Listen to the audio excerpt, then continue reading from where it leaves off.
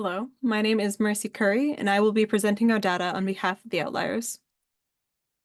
We decided to use this project as an opportunity to study the relationship between political stability and the economy. We chose this topic because after watching throughout the past year as political tensions have risen, while many countries continue to face economic turmoil, as well as studying a multitude of countries in our AP comparative government class, we saw a pattern in the relationship between political stability and the economy. We noticed that stronger countries, or governments with stronger political stability, tend to have stronger economies than other countries with lower political stability, such as Iran or Nigeria, which also have weaker economies. So we use this project as an opportunity to analyze the data to see if our assumptions hold up. Our questions coming in were, how did GDP relate to political stability? In this case, GDP will be averaged over 10 years, and how political stability related to poverty in a nation. Our chosen countries were Afghanistan, Finland, France, Haiti, New Zealand, South Korea, Sri Lanka, Sudan, the United States of America, and Uruguay. These countries vary in their economic, political, and geographical positions. We chose these countries so that we could eliminate bias based on specific regions or specific types of governance in order to allow this data to be generalized to the entire population. To start, GDP versus stability. Originally, we believed that we would find a strong correlation between the two. However, after collecting data from both World Bank and the global economy, we found that there was a weak, non-linear relationship between them. With a p-value of 0.826, such as seen in graph 1, there is no association between the two. We tried multiple ways to re-express this data in a way that would linearize it more, as seen in graph 2, but we had no success, meaning that we continue to have no evidence to support an association.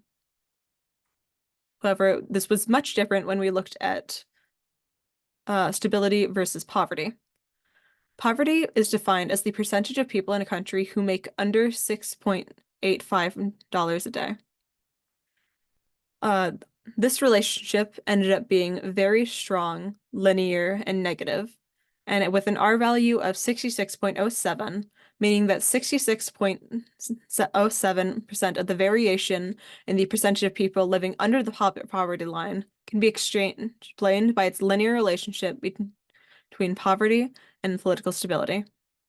This data had a p-value of 0.14, which is less than the assumed alpha of 0.05, meaning that we must reject the possibility that there is no association between the two. After seeing that, well, there's no evidence to support a relationship between the GDP of an overall country and stability, but there was a lot of evidence to support a relationship between poverty and political stability.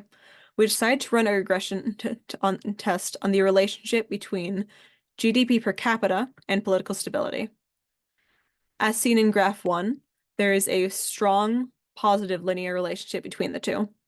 However, we did notice this one outlier here at 0.17 thousand.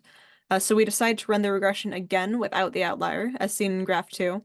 And the results were even more convincing. With a p-value of 0.005, it was very clear to us that there is an association between the two.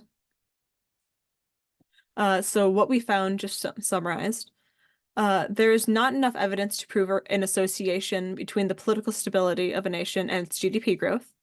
But our model does suggest a somewhat strong association between the percentage of impoverished people in a nation and its stability. There was also a very strong relationship between the average GDP per capita and the stability of a nation. What we got from this data is that the government plays a large part in its citizens' economic status, meaning that the government can affect how the economy works for its citizens, but it does not have direct control over the growth of its country. The data indicates that governments that want to increase their political stability and legitimacy should invest in ways that directly aid the people within the country, such as social welfare, unemployment, benefits, and Medicaid. Thank you for your time, and we really appreciate you giving us this opportunity.